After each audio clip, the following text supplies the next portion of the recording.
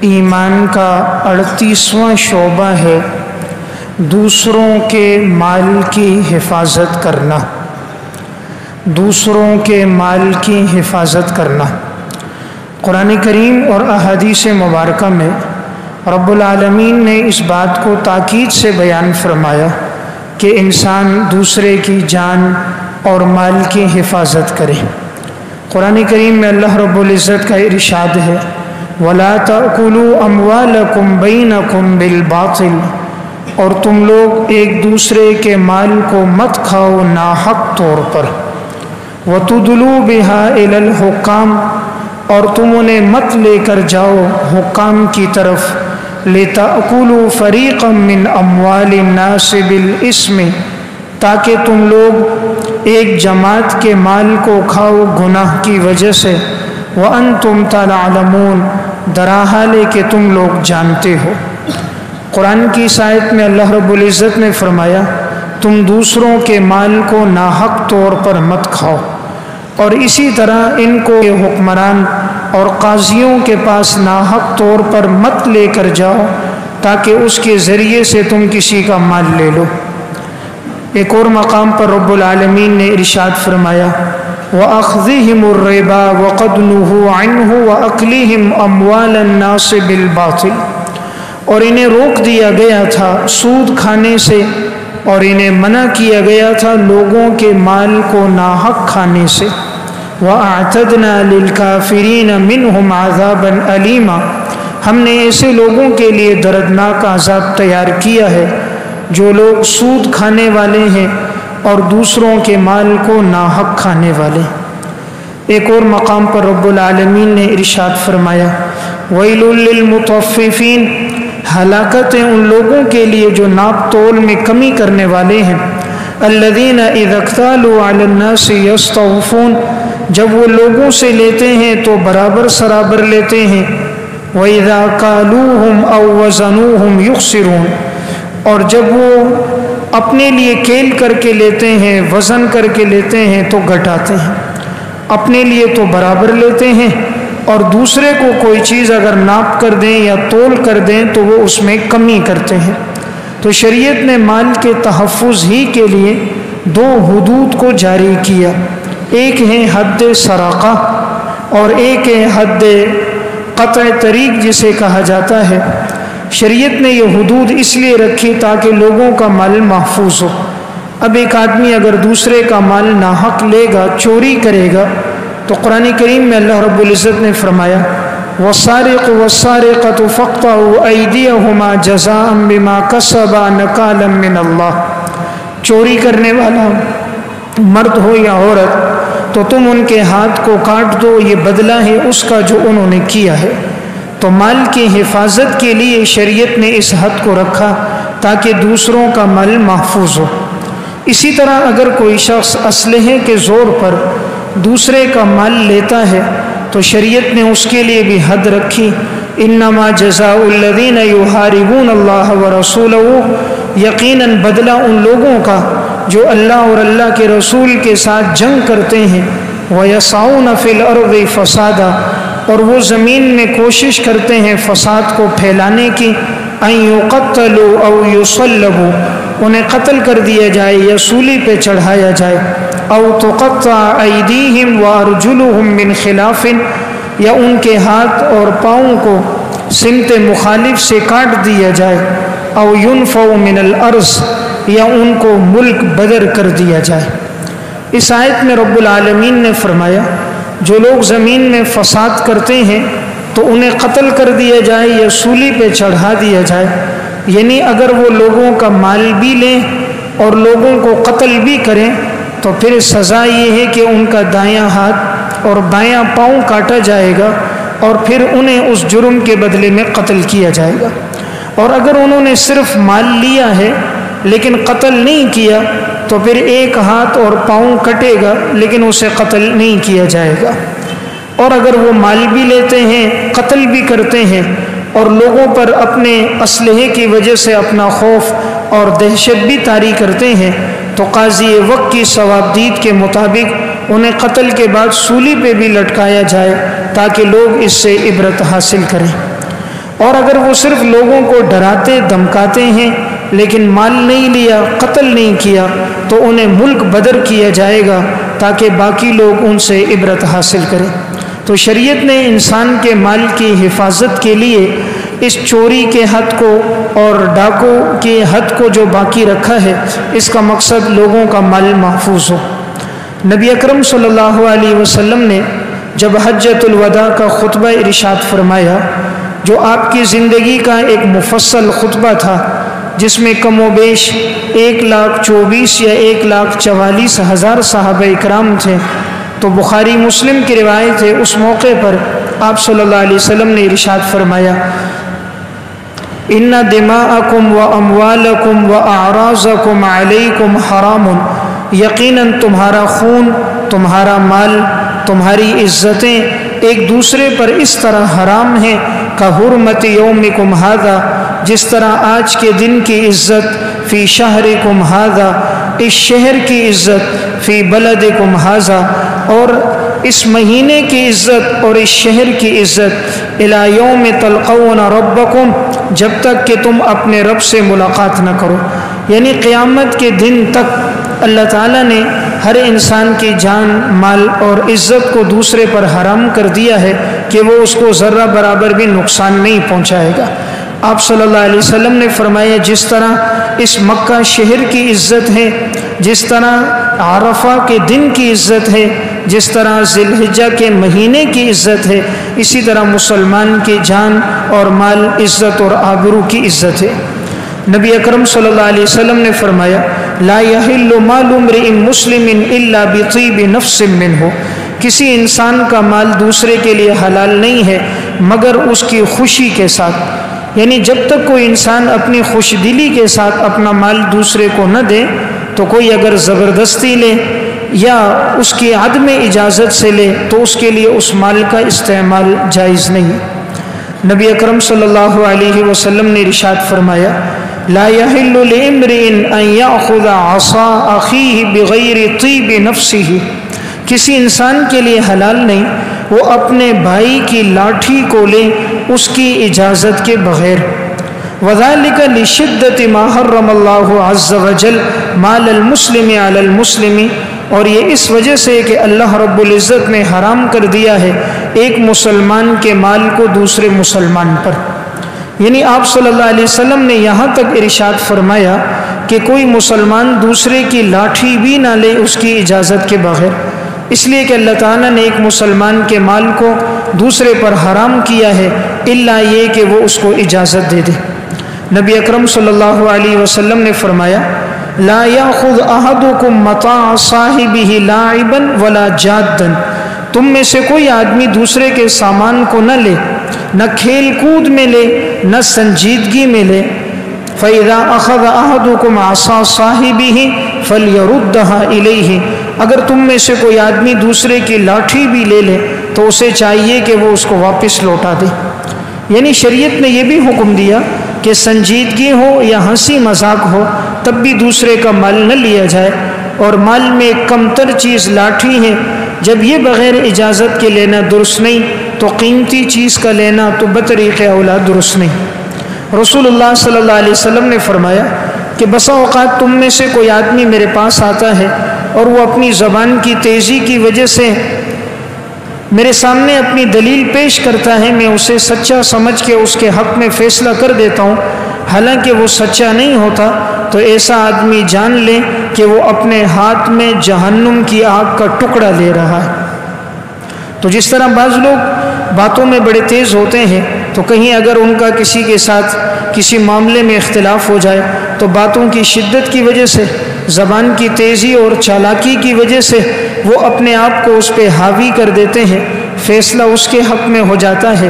آپ نے فرمایا اگر کوئی ایسا طریقہ اختیار کرے گا تو وہ مال نہیں لے گا، وہ حقیقت میں جہنم کی آگ اپنے ہاتھ میں لے گا۔ نبی اکرم صلی اللہ علیہ وسلم نے فرمایا، انکم تختصمون الیہ، یقیناً تم لوگ اپنے جھگڑے کے معاملات میرے پاس لے کر آتے ہو، وَلَعَلَّ بَعْضَكُمْ أَن يَكُونَ أَلْحَنَ بِحُجَّتِهِ مِن بَعْضٍ، اور تم میں سے بعض لوگ اپنی دلیل پیش کرنے میں تیز ہوتے ہیں، فَأَقْضِي لَهُ عَلَى نَحْوِ مِمَّا أَسْمَعُ مِنْهُ، میں فیصلہ کر دیتا ہوں اس کے مطابق جو میں سنتا ہوں. فَمَنْ قَطَعْتُ لَهُ مِنْ حَقِّ أَخِيهِ شَيْئًا فَلَا يَأْخُذْهُ، اگر میں اس کے بھائی کا کوئی حصہ اس کے ہاتھ میں دے رہا ہوں تو اسے چاہیے کہ وہ نہ لے.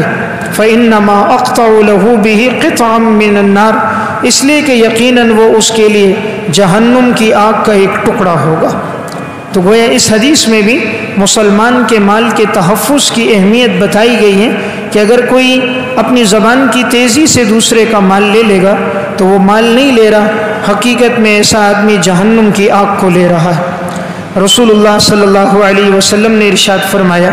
والذی نفس محمد بیدہ، اس ذات کی قسم جس کے قبضہ قدرت میں محمد کی جان ہے، لا ینتہب احدکم نہبۃ ذات شرف، نہیں ہے تم میں سے کوئی آدمی کہ جو لوگوں کے سامنے دوسرے کا مال اچک لے. یرفع المؤمنون اعینہم فیہا، لوگوں کی نگاہیں اس کی طرف اٹھی ہوئی ہوں. وہو حین ینتہبھا، جس وقت وہ لوگوں کا مال اچک رہا ہو. تو آپ نے فرمایا ایسا آدمی مومن نہیں رہتا. یعنی اگر ایک آدمی اسلحے کے زور پر دوسرے سے مال چھین رہا ہے، لوگوں کی نگاہیں اسی کی طرف ہیں لیکن وہ کچھ کر نہیں سکتے، اس کے پاس ہتھیار اور اسلحہ ہے اور اس کے پاس ہتھیار نہیں، آپ نے فرمایا یہ مال چھیننے والا مومن نہیں رہتا. رسول اللہ صلی اللہ علیہ وسلم نے فرمایا، لا یغل احدکم حین یغل وہو مؤمن فایاکم وایاکم، آپ نے فرمایا تم میں سے جو آدمی خیانت کرتا ہے تو جس وقت وہ خیانت کر رہا ہوتا ہے اس وقت اس کا ایمان باقی نہیں رہتا. تو ان روایات سے یہ بات معلوم ہوئی کہ ہر مسلمان پر دوسرے مسلمان کے مال کا تحفظ لازمی ہے. آپ صلی اللہ علیہ وسلم نے یہاں تک ارشاد فرمایا کہ من اشترى سرقة وهو يعلم، اگر ایک آدمی کوئی چوری کی چیز خریدتا ہے، اسے معلوم ہے کہ بیچنے والا چوری کی چیز بیچ رہا ہے اور وہ اس سے جا کر خریدتا ہے کہ مجھے وہاں سے چوری کا مال سستا مل جائے گا. وَهُوَ يَعْلَمُ أَنَّهَا سَرَقَةٌ، وہ جانتا ہے کہ یہ مال چوری کا ہے. فَقَدْ اشْتَرَكَ فِي عَارِهَا وَإِسْمِهَا، یقیناً یہ آدمی اس کے گناہ میں اور اس کے عیب میں برابر کا شریک ہے. یعنی آپ نے فرمایا ایک آدمی دوسرے کا مال چوری کرتا ہے، پھر یہ چور وہ چوری کا مال بیچنے کے لیے آ رہا ہے اور اسے معلوم ہے کہ یہ مال چوری کا ہے، پھر بھی یہ جا کر اس سے خرید رہا ہے، تو یہ اس چوری کے گناہ میں اس کے ساتھ شریک ہے. یہ شریعت نے کیوں بتایا؟ تاکہ چور اگر مال بیچے تو کوئی اس کا مال نہ لے،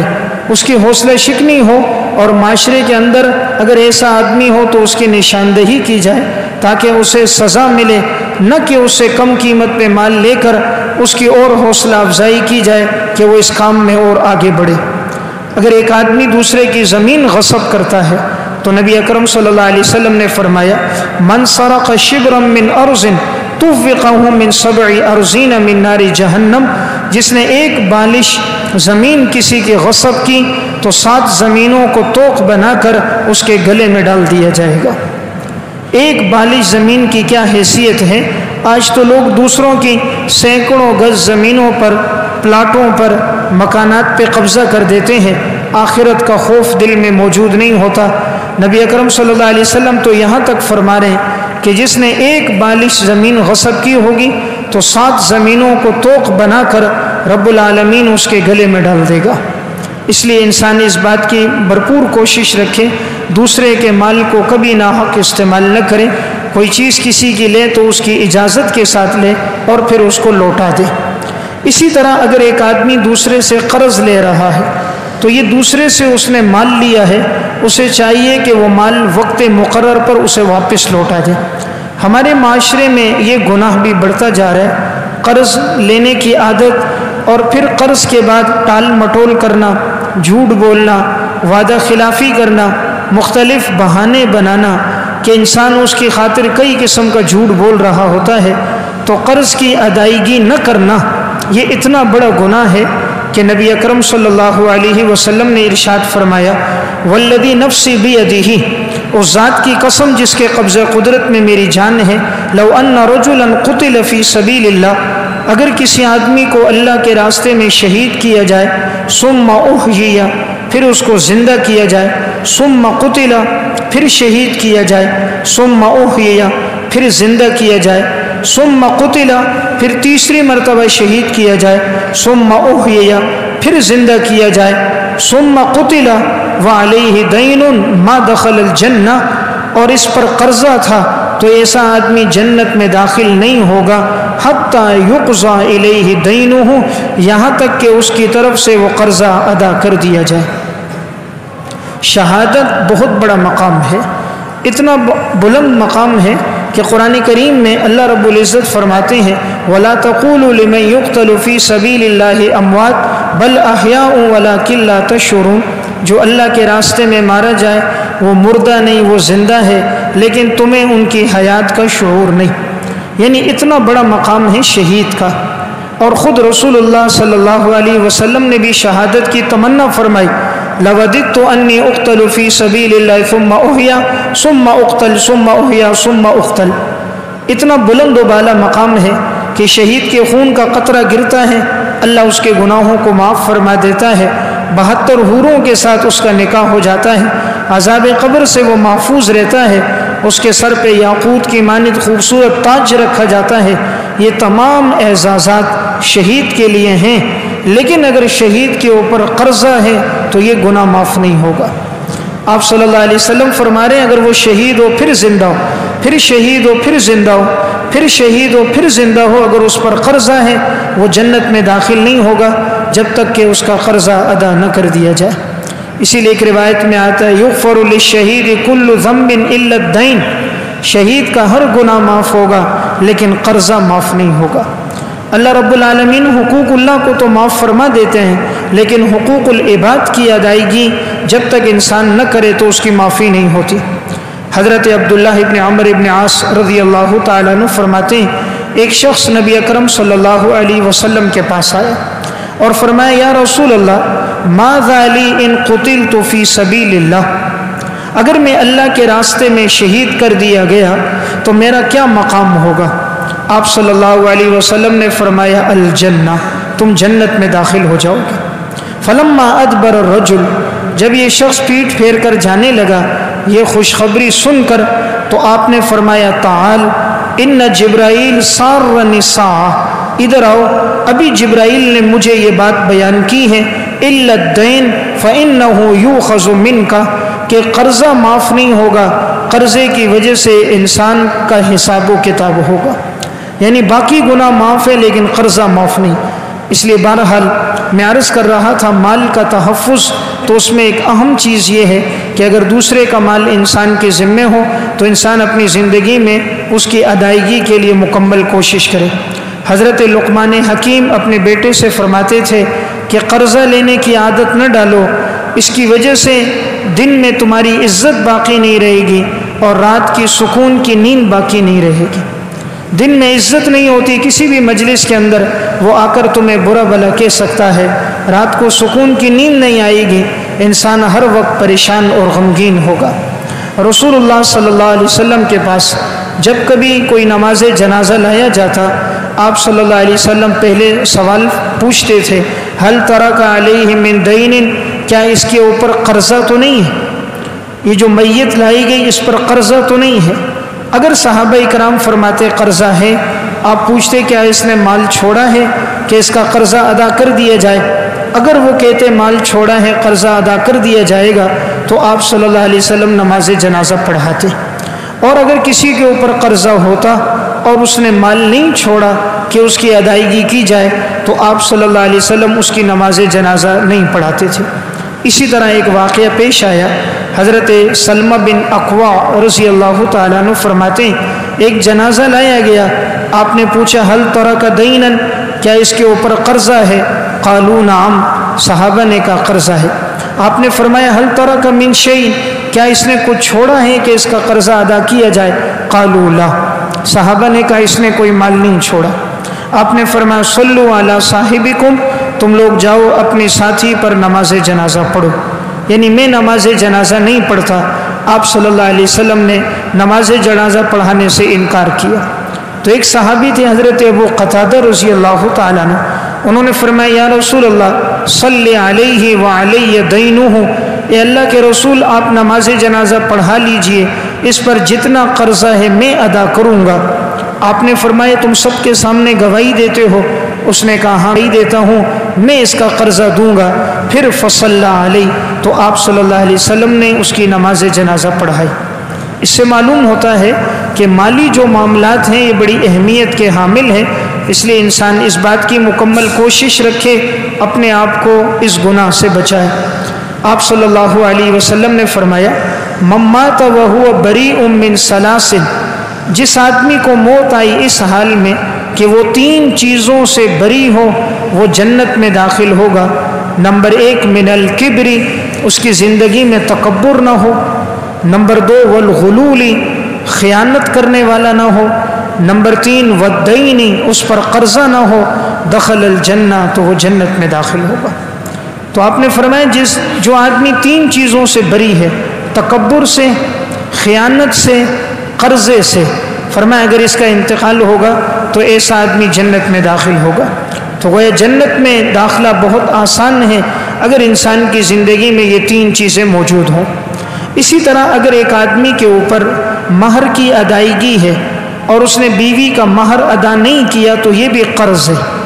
تو اگر بیوی معاف نہ کرے تو یہ معاف نہیں ہوگا، اس کی وجہ سے بھی روز محشر اس سے پوچھا جائے گا۔ نبی اکرم صلی اللہ علیہ وسلم نے ارشاد فرمایا من تزوج امرأة ثم مات، جس شخص نے کسی عورت سے شادی کی پھر اس کا انتقال ہوا، وَهُوَ لَا يَنْوِي أَن يُعْطِيَهَا مَهْرَهَا، اور اس نے نیت نہیں کی تھی کہ وہ اپنی گھر والی کو اس کا مہر دے، مات وَهُوَ زَانٍ، اسے موت آئے گی اس حال میں کہ وہ زانی ہوگا۔ گویا کہ وہ زانی ہے، گھر والی سے نفع لیتا رہا لیکن اس نے اس کا مہر ادا نہیں کیا۔ وَمَنِ اسْتَقْرَضَ مِن رَجُلٍ قَرْضًا، ایک آدمی نے دوسرے سے قرض لیا، ثم مات، اس کا انتقال ہوا، وَهُوَ لَا يَنْوِي أَن يُعْطِيَهُ، اس کی نیت نہیں تھی وہ مال دینے کی، مات وَهُوَ سَارِقٌ، جب یہ مرے گا تو گویا یہ چور ہوگا کہ اس نے دوسرے کا مال لیا اور واپس لوٹانے کی نیت نہیں کرتا تو یہ چور ہے۔